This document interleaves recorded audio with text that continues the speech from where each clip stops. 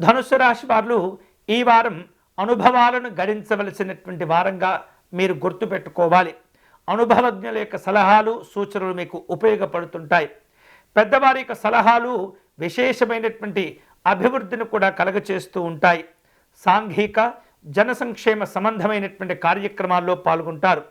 విద్యార్థులకు అనుకూలంగా ఉంటుంది. కార్యాలయాల్లో పనిచేసే ఉద్యోగస్తులు విలువైనటువంటి సమయాన్ని జాగ్రత్తగా ఉపయోగించుకుంటూ ఉండాలి.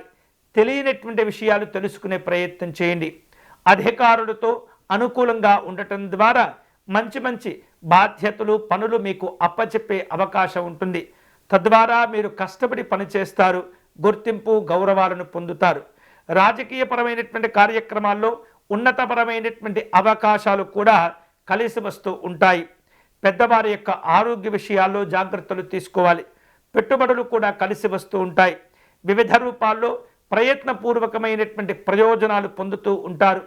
కుటుంబపరమైనటువంటి కార్యక్రమాల్లో పాల్గొంటారు. వాహన సంబంధమైనటువంటి ప్రయాణాల్లో జాగ్రత్తగా ఉండండి. అతివేగం ఇబ్బందులకు దారితీస్తూ ఉంటుంది. వివిధ రూపాల్లో కుటుంబపరమైనటువంటి సౌకర్యాలను పెంచుకునే ప్రయత్నాలు చేస్తుంటారు. విలువైనటువంటి వస్తువులు ఆభరణాలు కొనుగోలు చేస్తుంటారు. కళా సంబంధమైనటువంటి అంశాల్లో అనుకూలంగా ఉంటుంది. దూరదేశ సంబంధమైనటువంటి ప్రయాణాలు చేస్తూ ఉంటారు. పిల్లల యొక్క చదువులు ఆరోగ్య విషయాల్లో జాగ్రత్తలు తీసుకోవాలి. ఈ వారం ధనుస్సు రాశి వారు శుభకరమైనటువంటి ఫలితాలను పొందే క్రమంలో శ్రీ దక్షిణామూర్తి స్వామి వారిని పూజించాలి. గురుమండల స్తోత్రము అలాగే గన్నేరు పుష్పాలను సేకరించి దక్షిణామూర్తి స్వామి వారికి అర్చన నిర్వహించాలి. ఈ వారం విశేష శుభ ఫలితాలను పొందేందుకై పేదరికంలో ఉన్నటువంటి స్త్రీలకు ఆర్థిక వైద్యపరమైనటువంటి సలహాలు సూచనలు అందించడం మంచిది.